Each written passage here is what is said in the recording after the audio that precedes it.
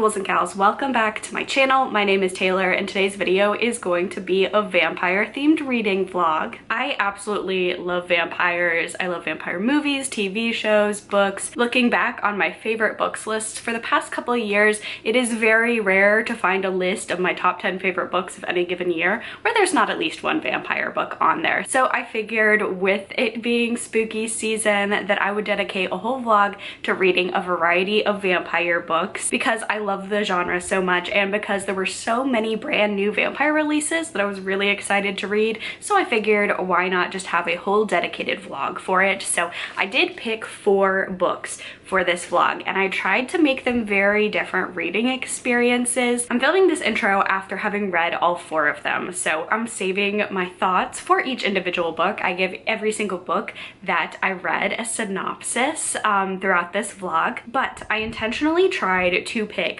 vampire books with very different genres because I'm a primarily horror and fantasy reader, and most of the vampire books that I like to read wind up with that. But I wanted to pick several different genres for this vlog because I know a lot of people who don't normally engage in spooky content, in horror content, dark fantasy content, might want to pick up a vampire book or two during the fall. So I wanted to read a variety of books and give a variety of book recommendations for different readers because I know a lot of people, I love like very horrific bloody vampire stories. That's not for everyone, so I tried to pick 4 very different reading experiences, hoping to find a different vampire book for a variety of different readers. So quickly going over the 4 books that I will be reading in this vlog, we have Silver Under Nightfall by Chupeco. This one is a medieval fantasy horror. I have House of Hunger by Alexis Henderson. This one is a gothic fantasy with horror elements. I have Court of the Vampire Queen by Katee Robert. This is a romance erotica book. And then I also have the book that I'll be starting this vlog off with,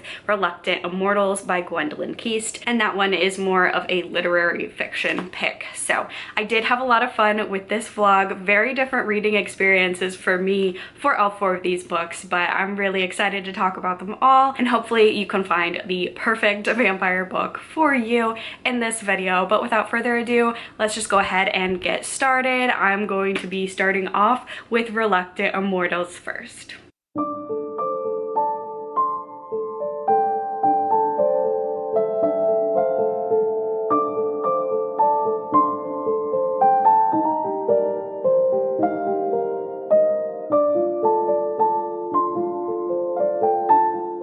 So I finished my very first book of this vlog and I did start with Reluctant Immortals by Gwendolyn Kiste, and I did enjoy this one. I will say this is probably more of a literary vampire sort of tale as opposed to a more traditional vampire tale. Very intentionally, when I was picking out the books for this vlog, I didn't want them to be all the same sort of vampire story because I thought, even though I do love vampires, that might get a little stale reading the same kinds of stories over and over again. So I did pick out 4 very different vampire stories. So this one I would say I believe is going to be the most literary of the bunch, and I don't know if you can tell based on the cover, but this one is definitely, I feel like if you liked Daisy Jones and the Six and if you liked The 7 Husbands of Evelyn Hugo, basically like Taylor Jenkins Reid, that style of writing, but add just a little bit more fantastical elements to it, I think you would like this type of vampire story.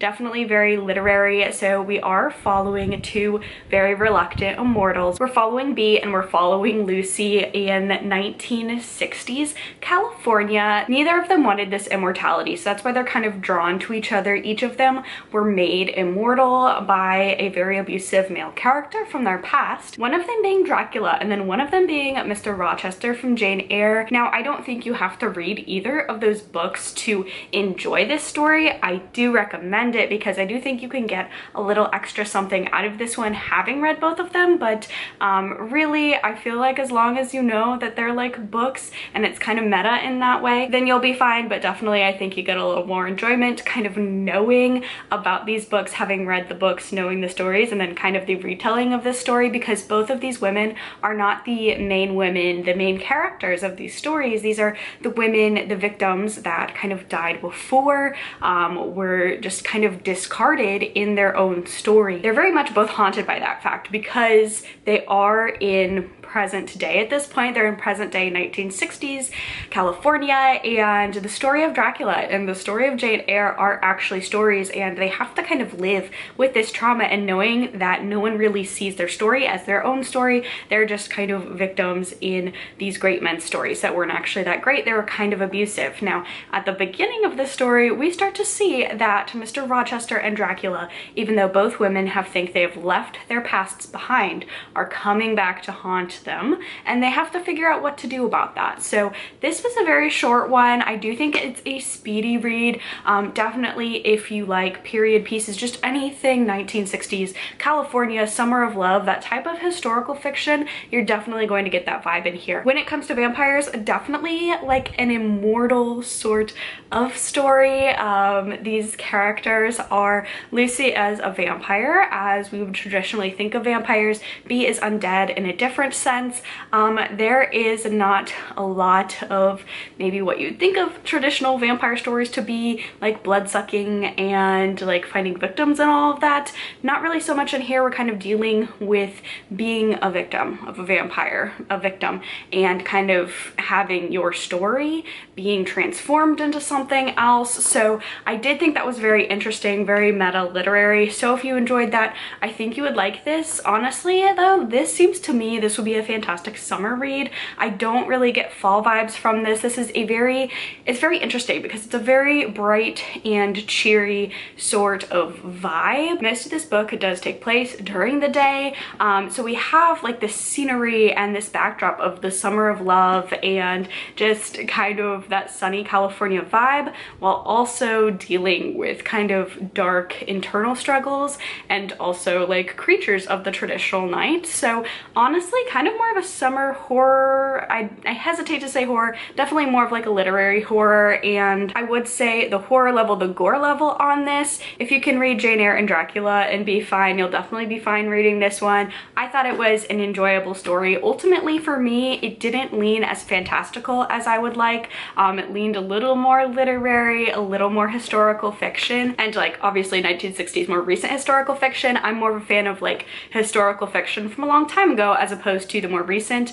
But I did really enjoy this. Again, I think, you know, Daisy Jones and the Six, if you like stories like that, this definitely has a similar storytelling style. So all in all, a really good start to this vlog. I am switching paces, moving to another book that I think might be a little more traditional vampire, more of a fantasy vampire story. I believe this takes place in a different world, but we have House of Hunger by Alexis Henderson. I read Year of the Witching by this author, I believe 2 years ago now, and I did really enjoy it. I liked the fantasy and the horror elements combined. I believe this is going to be very similar. I'm very excited to get to this. This is sapphic as well, and just from the cover, I think from Reluctant Immortals to this one's going to be a little bit darker and more like traditional gothic. So I'm excited to dive into this one, and I will check back in with an update on this book a little bit later.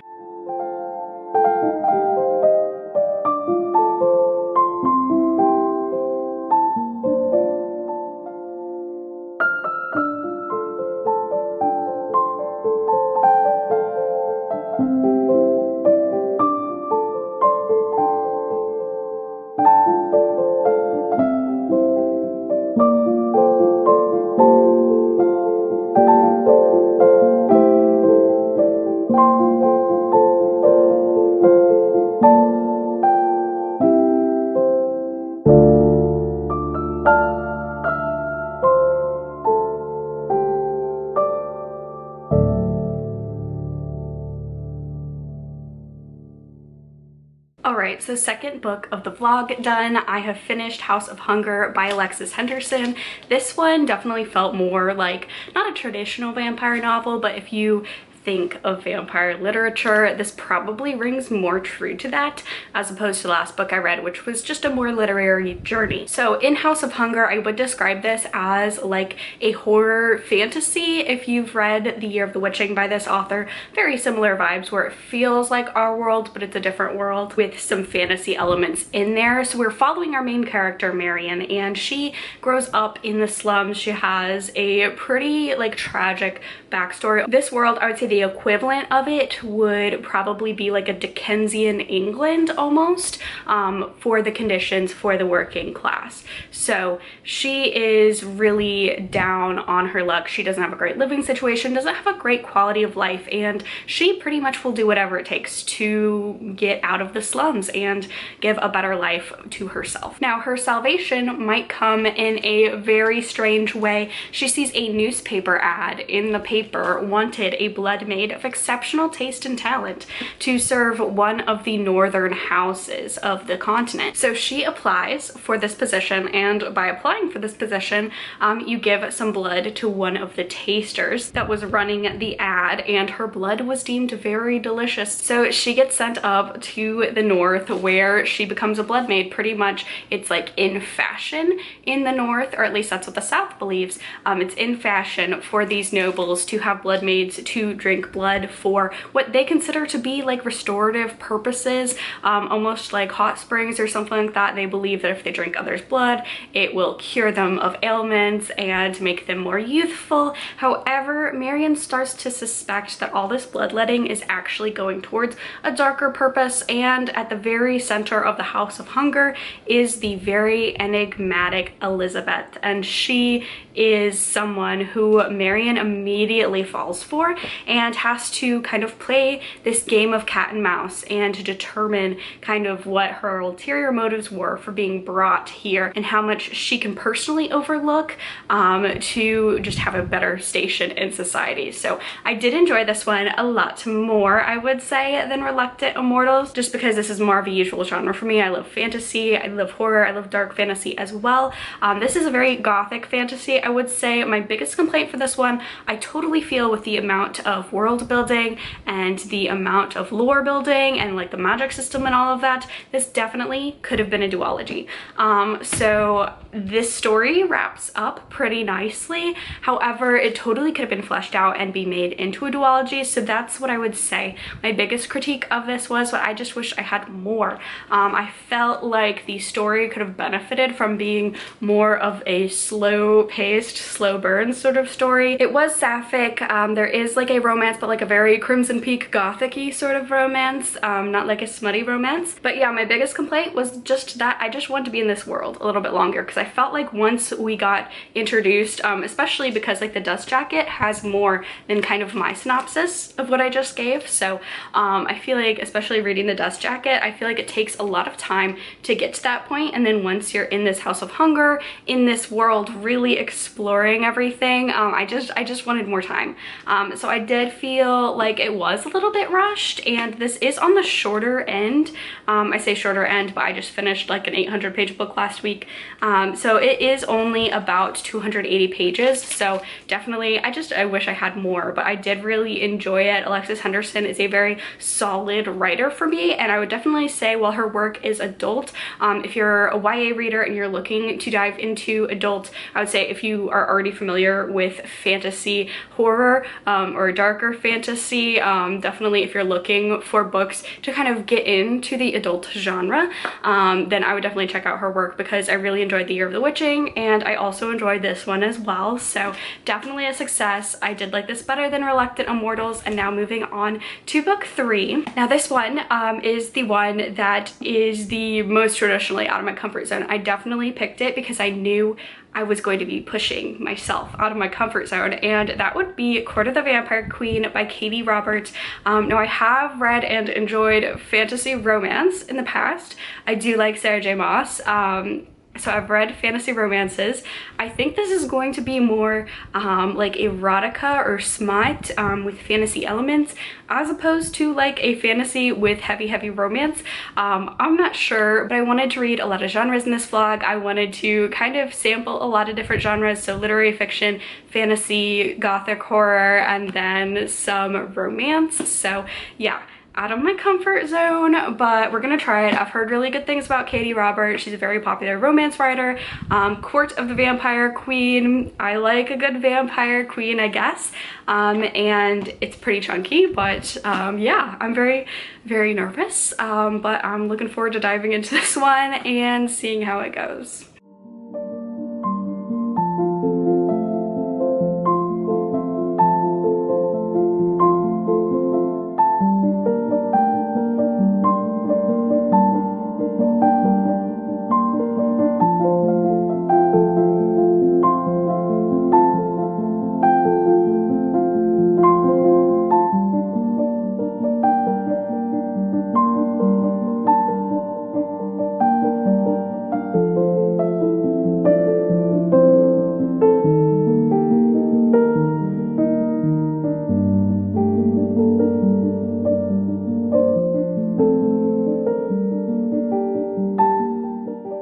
Alright, so I have now finished Court of the Vampire Queen by Katee Roberts, and I do want to give a disclaimer before I go into like my review of this. Had this not been for this vampire vlog, had I not seen this had vampire in the title, and I wanted to do like a wide array of different genres for this vampire video, I would have picked this up and then quickly probably DNF'd it. So I do want to recognize that I normally would have DNF'd it. I did end up finishing this, so I'm gonna be like try and be as unbiased as possible with this review, because it definitely wasn't for me, but I don't think that it was by any means a bad book. I've really been trying this year more and more to kind of confront maybe like I'm not a romance reader. I don't like romance, and I don't tend to like contemporary fiction either, which is a big part of why I'm never drawn to romance. I do, however, think that romance as a genre, typical of anything that like is primarily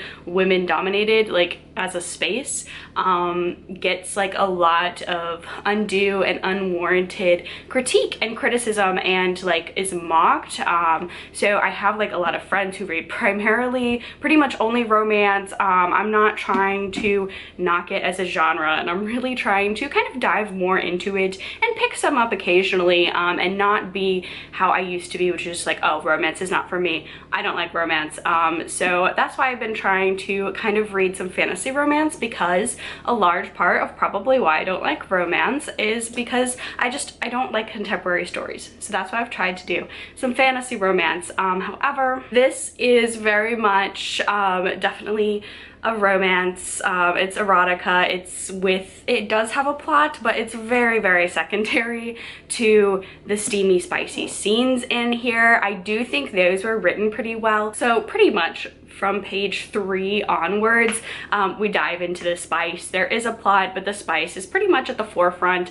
I did notice Katee Roberts pretty good at, there is some trigger warnings at the front talking about all of the things that are in play in here. And I think especially for dark romance, I think that's really important. So I do like that. I did like how the spicy scenes, the terminology was nice. I don't tend to like frilly and silly like names for things, like body parts. I like when they're just called that. So the way the scenes are written were really good, I would say, and also I can see why this author is so popular.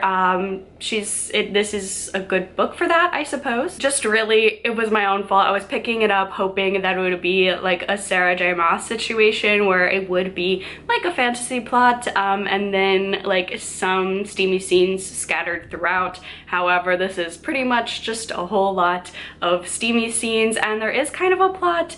That's another thing too. This was originally 3 novellas bound up into one. It definitely feels like 3 separate novellas bound up into one. The plot while it was there, it did get a little bit annoying to have a recap at the beginning of each of the novellas. So I wish when this was bound up into one volume that it would have been edited a little bit smoother. You can definitely tell that these were originally 3 separate pieces that were just connected. And then just some of the things, I feel like romance is very different depending on different readers, what they like, what they don't like. This has a huge trope in here that I'm just not a fan of when it comes to any sort of romance. I would say if you are looking for a very, very steamy vampire erotica, this would probably be a good one. It definitely, I feel like I have read some or kind of seen some like vampire romances where it does get a little steamy, does get a little romancy, but like the vampire is not really like, it doesn't come into play in terms of the scenes.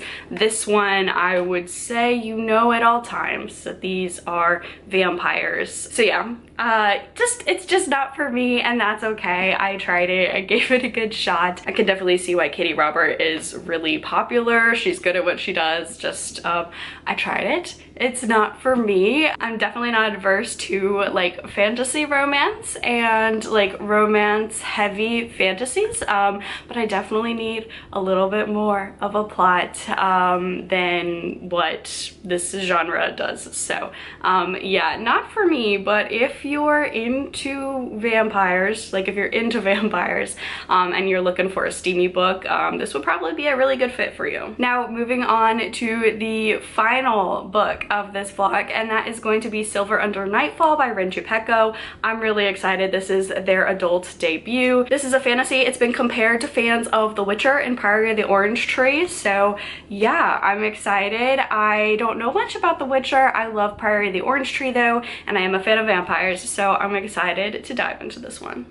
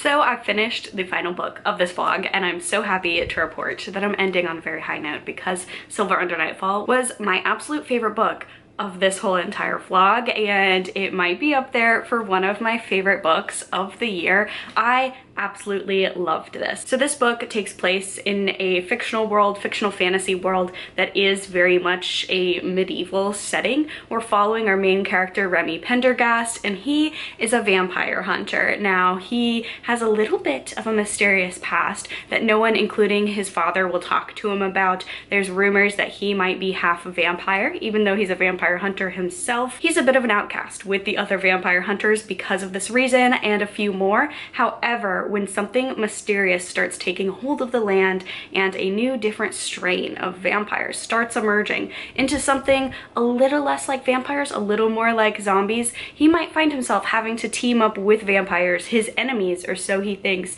to try and figure out the mystery of what is behind this rot and how to save both vampire kind and humankind from these new monsters. So this was pitched as being for fans of The Witcher, for fans of Priory of the Orange Tree. I will say this is very different different to Priory of the Orange Tree. I think people are getting that comparison because they are both medieval, almost like Lord of the Ringsian kind of inspired feeling worlds, but like have queer main characters.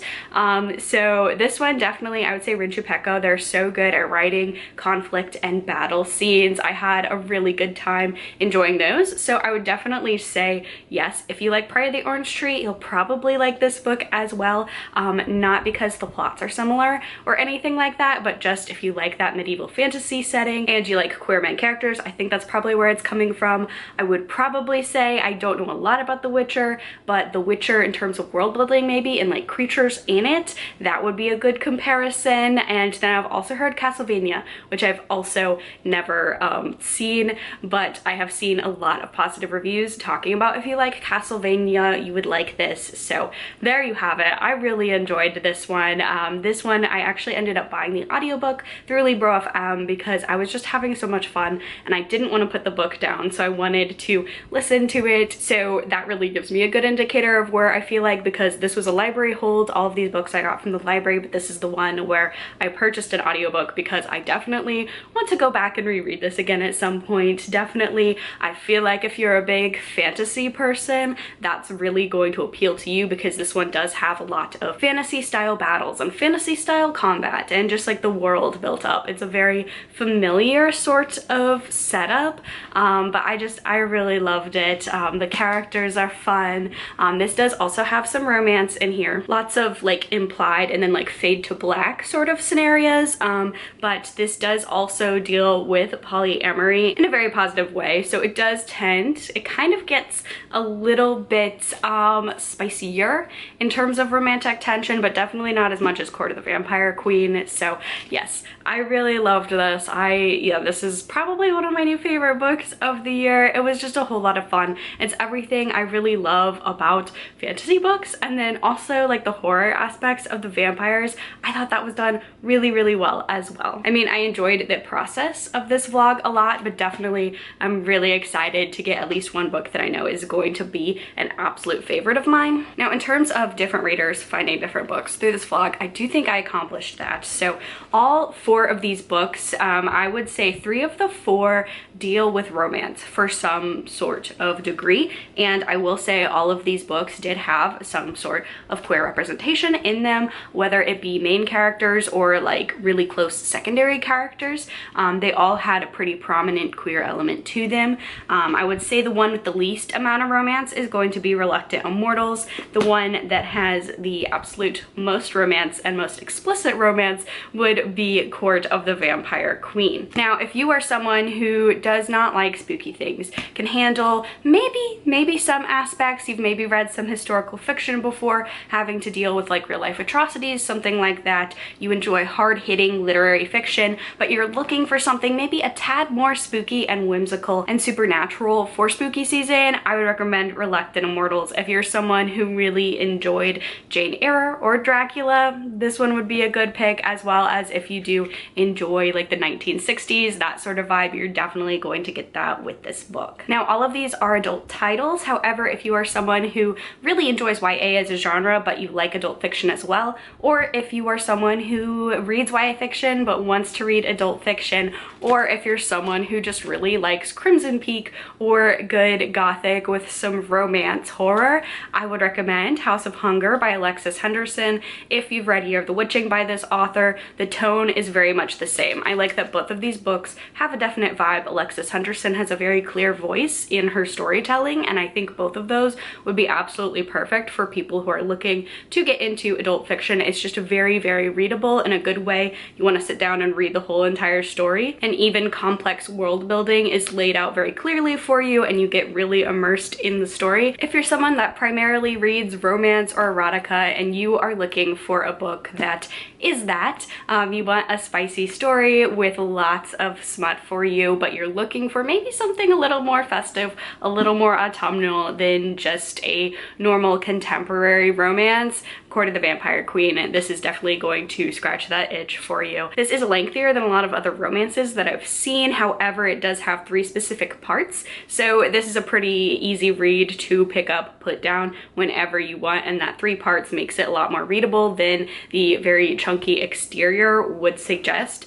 This is very, very spicy, very smutty. So if you're looking for that, but you want some vampires, this would be a good recommendation for you. And then last but not least, because I have already talked about this, Silver Under Nightfall. In this one, if you are familiar with adult fantasy, or if you've read, I think, something from this author before, I know they've written YA before and this is their adult debut, I would say this one definitely doesn't hold your hand in terms of world building. It's one of those fantasies where you read the first chapter, you get a lot of terms and phrases and places thrown at you, and you don't know what they're about or what they're talking about, but you slowly learn throughout the story what it is. There's not a lot of hand holding here.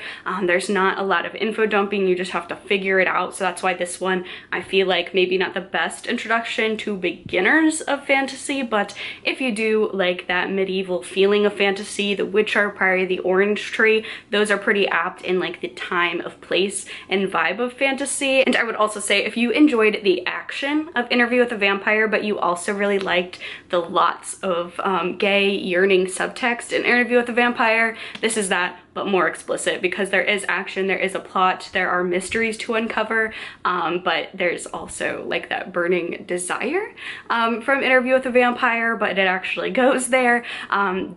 This is a book for you. But that is it for this reading vlog. I really hope you enjoyed it. If you have any vampire book recommendations, leave them down below. I just love vampires. I love reading vampire fiction at any time of year, but especially during spooky season. So if you have any recommendations, leave them down below. Subscribe to my channel for more content from me. Stay safe, stay spooky, and I'll see y'all in the next one. Bye!